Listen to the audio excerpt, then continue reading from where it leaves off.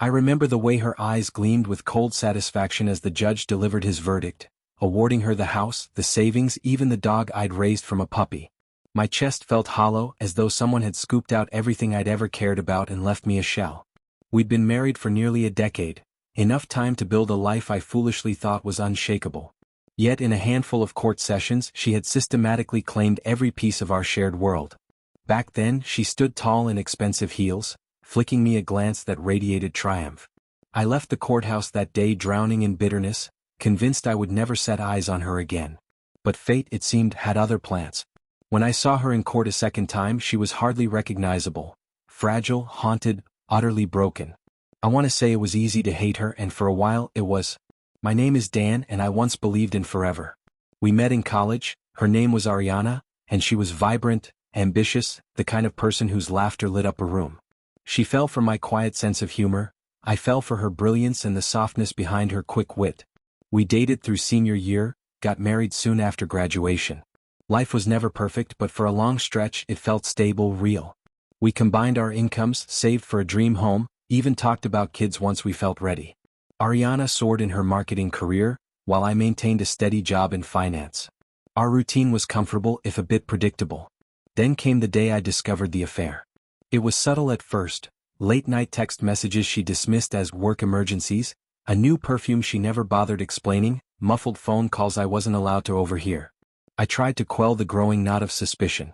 Perhaps I was paranoid, or maybe she really was that busy. But eventually the signs were too glaring to ignore. I recall confronting her in our kitchen, voice trembling as I demanded honesty. She folded her arms, eyes flashing with defiance, and admitted it without a shred of remorse. Yes, she was with someone else, a colleague from her firm.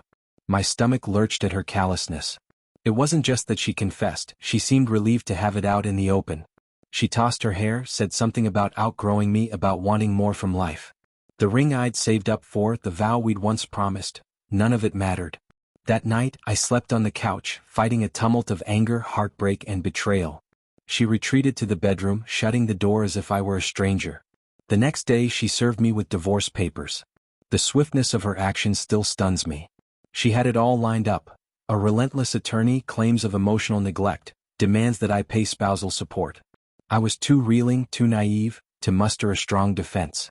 In court, she wore impeccably tailored suits and brandished evidence of my so-called failings as a husband. I recall the judge's measured tone, systematically granting her requests. Possession of our home, the bulk of our bank account, even partial claim on my future earnings for a set period. The worst blow was losing the dog we'd rescued from a shelter. She insisted the dog belonged to her, leveraging some document I'd forgotten. In the end, she walked away with nearly everything, while I was left with a battered old car and a few boxes of personal items. For months, I stumbled through life in a state of numb disbelief. Coworkers eyed me with pity, and my friends tried to rally me to get out of the house, but all I could do was replay the collapse of my marriage. She had cheated on me and still managed to paint me as the unfit partner in court. My anger burned hot in the morning and turned into despair at night. The nights were the worst. Alone in a cramped rental apartment, my old furniture too big for the space, the fridge empty except for leftover takeout. Sometimes I'd stand at the window, staring at the city lights, wondering if she was out there, basking in a new, exciting life with her colleague-turned-lover. I hated how she'd left me so thoroughly, so quickly. I tried therapy for a while, which helped me vent my bitterness and guilt. The therapist, an older woman named Margot, encouraged me to let go of the question why, and focus on acceptance. But acceptance felt like a betrayal of my own sense of justice. Over time, though, the intensity of my rage cooled. The memory of her beautiful face, once my source of comfort, became a phantom that haunted me less frequently. I found a routine, burying myself in work, playing pickup basketball on Saturdays, and meeting friends for the occasional beer. I was lonely, yes, but I learned to live with it. I assumed that was the final chapter. We parted ways and she soared while I struggled. So when I received a summons in the mail half a year later, my heart nearly stopped at the sight of her name on the legal document. Ariana versus another court date scheduled for next month. The brief summary mentioned a breach of contract related to the previous settlement. My mind whirled with confusion. Why would we be back in court? Had I missed an alimony payment? Or had she found some new angle to squeeze more out of me? The day of the hearing, I trudged into the courthouse with a knot in my stomach. Memories of our last confrontation in that same building threatened to overwhelm me. I expected her to show up in her usual poised manner, flanked by the sharp-dressed lawyer who'd helped dismantle my life. Instead, what I saw shocked me. Ariana was there alone, seated at a corner bench, shoulders slumped. She wore a plain black dress that hung loosely on her frame, hair tied back in a messy bun. No expensive jewelry, no confident posture. She looked like she'd lost weight, her cheeks hollow, eyes rimmed with a dull sadness. This was not the triumphant woman who had walked out of our old home so many months ago. She glanced up and our eyes met. Something akin to shame flickered across her features. She quickly looked away, pressing a tissue to her mouth as if to stifle tears. I approached slowly, unsure how to act. Part of me wanted to ignore her. Why should I care about her troubles after all she'd done? But curiosity and a remnant of old affection made me pause. I cleared my throat and whispered her name. She glanced at me, eyes brimming with sorrow I hardly recognized. "Hey," she managed, voice tremulous. Before either of us could say more, her lawyer from last time approached, though not with the same swagger. He seemed subdued, apologizing for the confusion. He said Ariana needed to revise the settlement terms, something about her lacking the finances to fulfill certain obligations. I frowned, perplexed. Lacking finances?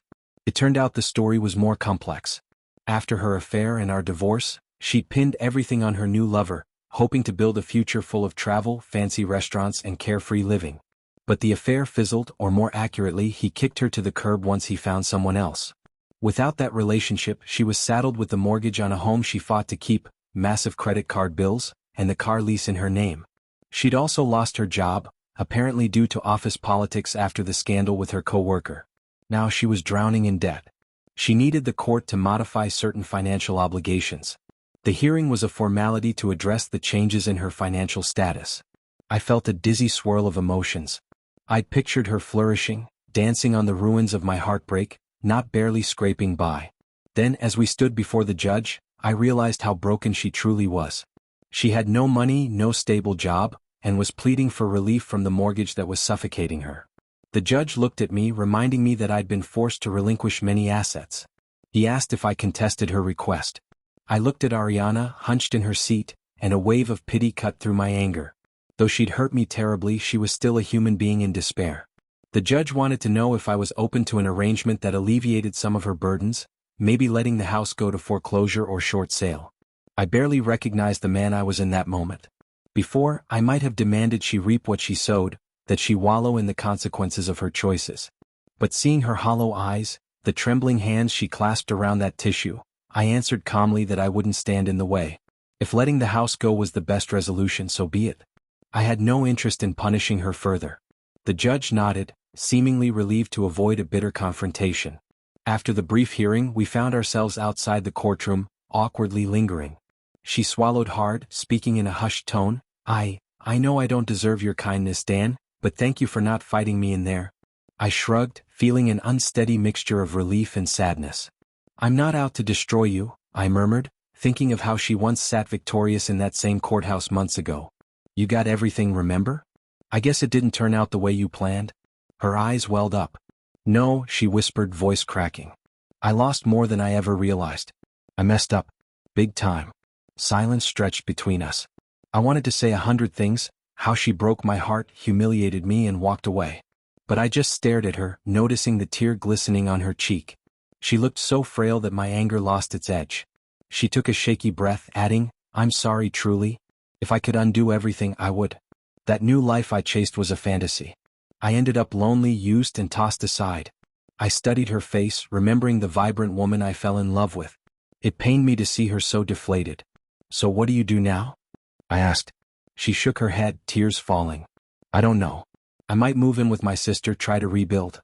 I have no idea how to start over. I burned all my bridges, especially with you. I don't expect forgiveness, but I needed to say it. I'm sorry." We stood there, the hallway bustling with other courtgoers, oblivious to our quiet drama. I recalled the night I realized she cheated, how my soul shattered.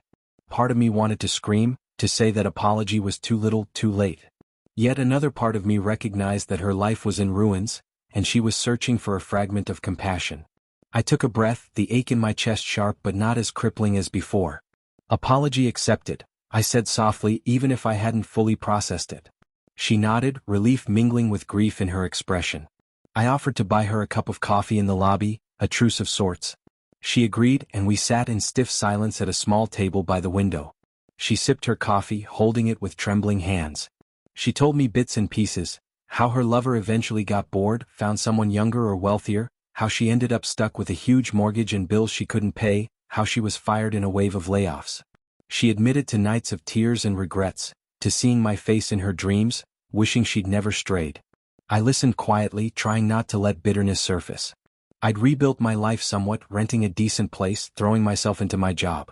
My wounds were still raw, but I was functioning. She, on the other hand, was at rock bottom, trapped in a web she'd spun herself. She asked if there was any chance of us talking again, maybe not as lovers but as two people who once cared deeply. I felt a twinge of old affection stir, but also caution. We can talk, I conceded, but don't assume that means I can forget what happened. That heartbreak, it doesn't vanish easily.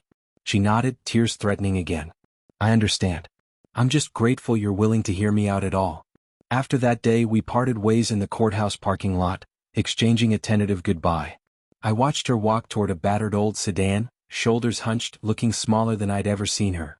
It hit me then how ironically the tables had turned. Once she walked away from me with everything, leaving me in the dust. Now she was the one with nothing, no illusions left, no triumphant stance. Life had a cruel way of balancing the scales. In the following weeks she sent me a few texts, each time thanking me for not holding her in contempt at the hearing.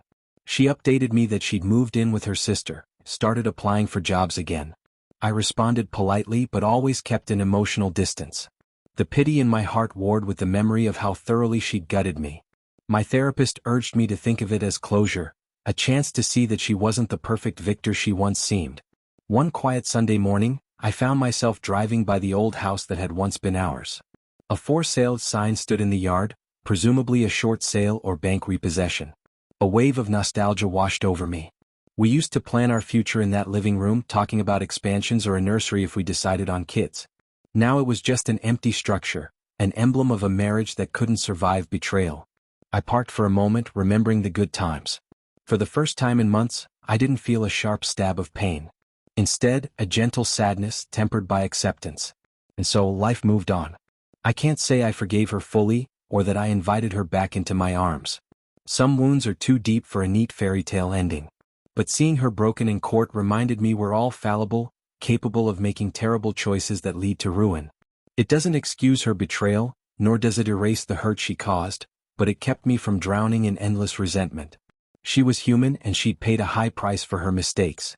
I sometimes wonder if there's a place in the future where we can be friends, or at least find a gentle closure that neither of us found in the wreckage of our divorce. For now we remain distant. She updates me occasionally on her slow climb back to stability. I respond with guarded support, wishing her well but keeping my heart safe. Because as much as part of me will always love the woman she was, the man I've become learned to respect my own boundaries and healing. Looking back, I think the second time I saw her in court taught me a crucial lesson. We can lose everything, home, finances, dignity, to the machinations of betrayal. But sometimes, the one who gains everything in the short run ends up more lost than the one left behind. And when we're forced to meet again, our roles reversed, it offers an odd kind of closure that life seldom grants. Perhaps that's the real testament to heartbreak, the ability to witness your ex-lover's downfall and feel compassion instead of glee. I discovered I could still find empathy in my heart, and that empathy kept me human, even when the memory of her betrayal still stung. I don't know what the future holds. Maybe one day we'll cross paths again in that old courtroom or a different one, sorting out some lingering thread of our broken marriage. Maybe we'll never speak beyond polite texts. But at least I know I survived the worst of it, and so did she, though battered by the consequences of her own doing. Life's not always fair, but it keeps moving, and so do we. Sometimes, the only victory is learning to stand tall even when we've lost it all, and gleaning a shred of compassion for the person who once shattered our world.